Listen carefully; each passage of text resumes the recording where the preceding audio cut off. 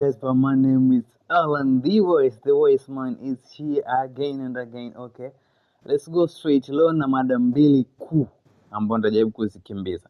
Cha kwanza tutaelekeza jinsi gani ya kuweza kuama ulimwengu wa shida kuelekea ulimwengu wa raha. Nishazungumzia hiki kitu sana. Mawazo unayofikiria ndio inapelekea kitendo unachokifanya, na kitendo unachokifanya ndio inasababisha matokeo utakayoyapata. Ukifanya matendo ambayo unajua yakifahamika yatakupelekea kwenye ubavu wa shida, basi jua fikra yako itawaza kufeli na kufaulu. Na siku zote ulimwengu lazima uweze kubalance. So ile kuweza kubalance lazima utadondokea. Wanakwambia what goes around comes around. Unachokitenda kinachokuja kurudi baadaye. Sasa ili ukitaka uweze kuama katika ulimwengu wa shida, cha kwanza fikiria kufaulu. Cha pili fanya matendo ya kuweza kufaulu. Cha tatu subiria majibu yako. Sawa. Kama ugonjwa mbwa atakung'ata, utaumwa ugonjwa, utaenda hospitali, utapima, baada ya kupima utasubiria majibu yako, si ndio? Baada ya majibu mpata dawa. Okay, let's go straight forward fast. Okay. Leo mada kuu ni kwamba tunazungumzia Mwenyezi Mungu ni nani? Mungu yuko ndani yako wewe. Sawa? Nitakwambia kwa nini Mungu yuko ndani yako wewe. Wewe ndio unayejihukumu wewe mwenyewe.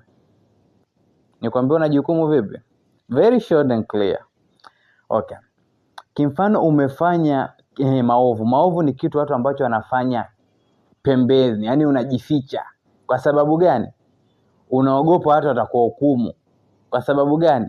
Wale watu pia ni Mungu. Kwa sababu gani? Ni Mungu. Kwa sababu Mwenyezi Mungu katupa pumzi yake. Pumzi yake ndiyo yeye. Kwa sababu Mwenyezi Mungu hana mwili, hana nini, sawa? Katupa pumzi yake. Pumzi yake ndio sisi ni mfano wake. Ushaelewa? Kwa hiyo unavyowakimbia wale wengine, manake unajikimbia wewe mwenyewe. Ndio maana umeenda kukificha hujakifanya hadharani. Okay, nitaifanya iwe very clear uweze kunielewa, sawa? Kwa sababu ukifanya kitu ambacho sicho, wa kwanza ambaye atakujaji ni wewe mwenyewe. Kwamba nikionekana itakuwaje? Ndio ujue kwamba wewe mwenyewe ndio Mwenyezi Mungu wa kwanza. Mungu yuko ndani yako. Kwa hiyo wewe ndio unayejijaji. Ushawahi kusikia sauti na unguruma kutoka juu na kujaji? Hapana. Wewe ndio unairuhusu milango ya sheitani na milango ya malaika iweze kufanya kazi ndani yako, kwa sababu wewe ushajihukumu kwamba anachokifanya sawa na kitaka, ila sio sahihi. Kama sio sahihi, usharuhusu mlango wa sheitani kwamba sio sahihi, ni adhibu. Sisi mnajaribu kunielewa hapo mapipo?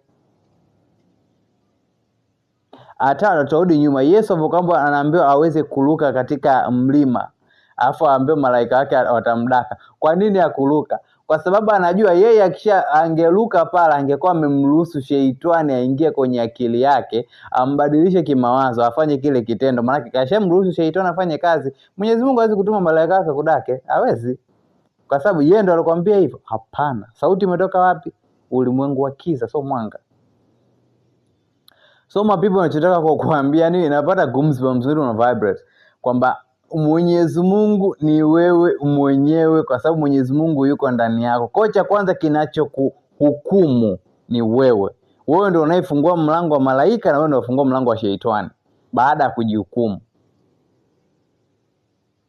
Utafanya mabaya ndiyo, ila nafsi yako itakusuta. Utapuuzia, ila nafsi itakusuta. Hiyo nafsi inayokusuta ndo nafsi ya Mwenyezi Mungu mwenyewe. Huyo ndo anakukumbusha kupitia wewe mwenyewe, kwa sababu wewe ni mfano wake. Wewe ni pumzi yake. Sisi mnajaribu kunielewa hapo? Najua natoa message fana ambayo kama iko very complicated, ila mwenye akili anaelewa. Kwa hiyo wewe ndio unayefungua mlango wa wapi? Wa moto, na wewe ndio unaofungua mlango wa mbinguni, wa peponi. Wewe ndio unayefungua hiyo milango kupitia hisia yako, kupitia nafsi yako. Nafsi yako ikishahisi kabisa hiki kitu sicho, umefungua mlango wa moto. Nataka utoka ni shetani, so malaika. Kwa Mwenyezi Mungu alikuwa Mwenyezi Mungu ndo ndo kiumbe mwenye, hata nikisema kiumbe bado nakosea. Mwenyezi Mungu ni ana akili, ana upeo, yani avotuumba sisi alikuwa kashatukamilisha. Avosema sisi ni viumbe bora, kwamba sisi tutajihukumu wenyewe. Vitendo ndio vitaendelea kufanya, nafsi ndio inaofungua milango wa pepo, nafsi ndio inafungua mlango wa moto.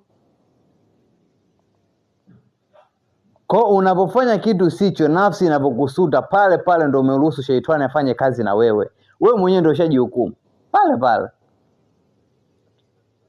Hata ujifanye sijui upotezee kichwani unaweza kupotezea, ila nafsi ni pale ukikaa mwenyewe ukitulia, unaanza kuna ile inakuja kabisa ninachokifanya sicho. Afokuambia malipo duniani ndio kwa design hiyo, anajua wewe mwenyewe utajihukumu, wewe mwenyewe ndio utafungua mlango wa Sheitani, na wewe mwenyewe ndio utafungua mlango wa peponi. Wewe mwenyewe. Uwezi kumuita malaika akusaidie ingalikuwa nafsi yako inajua nini unachokifanya, nini ulichokifanya, na unajua nini inabidi ukifanye ili uweze kurekebisha. Kwa hiyo tegemea malaika atakuja kusaidia ingalikuwa nafsi yako yenyewe inajua, inajisuta.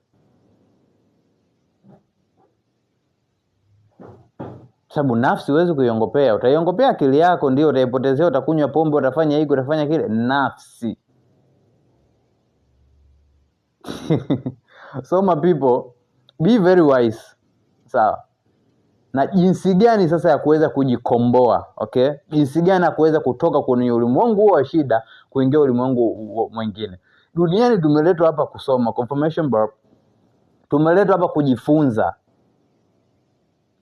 Ulimwengu iko mingi sana, una haja kuniamini. Sawa? Ila iko mingi sana. Ila zawadi huwezi pata mpaka ufaulu mtihani wa dunia. Dunia ni mtihani mapipo. Ndio maana ukiambiwa baada hapa kuna pepo. Huu ni mtihani, hapa sio sehemu ya milele. Sawa? Sasa jinsi gani unaweza kuvuka huo ulimwengu hapo ambao una shida ukaenda ulimwengu ambao uko sahihi, si ndio? Cha kwanza inabidi yani huwezi kukikwepa chochote. Huu ni ukweli wa kwanza naweza kuzungumza. Yote uweze kuyafanya, inabidi yote uweze kuyarekebisha. Yote. Kuyarekebisha ni vipi? Cha kwanza kuongea ukweli ili uiweke huru nafsi yako. Ili nafsi yako ukishaiweka huru ndio utaweza kufunga mlango wa Sheitani, kufungua mlango wa malaika. Sawa? Uwezi kujiongopea ingalikuwa nafsi yako inajua. Nafsi itavyozidi kukusuta bado unafungua mlango wa Sheitani. Sheitani bado anakuwa na mamlaka na nafsi yako, kwa sababu umelala ubavu wake.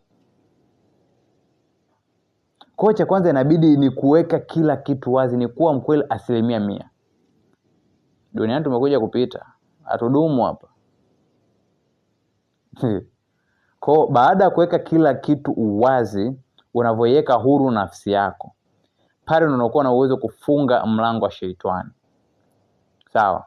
Unavofunga mlango wa Sheitani, sawa, Mwenyezi Mungu naye atazidi kukuonesha njia. Lazima ndio kuna maafa ambayo kuna nini utapitia, kuna vitu ili kujifunza. Sasa ni kheri ujifunze kwenye maisha haya. Sawa?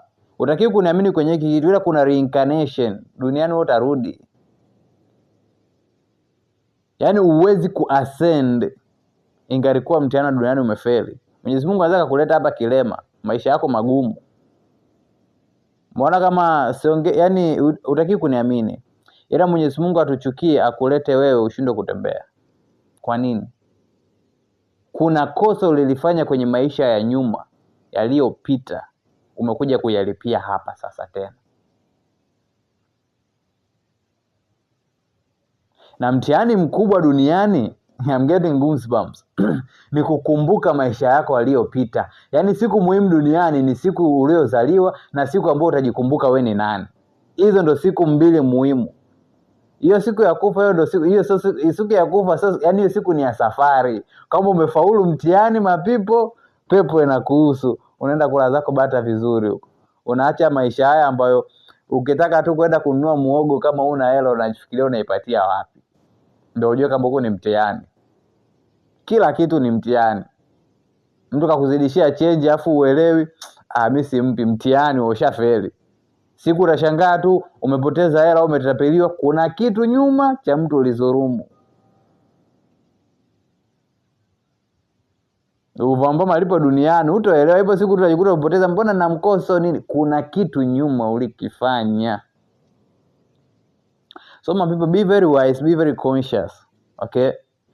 Chagua vitu ambavyo unataka viweze kutokea mbele yako. What goes around comes around.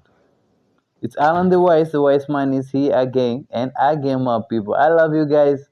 Stay wise, stay conscious, and see you very, very soon. I love you.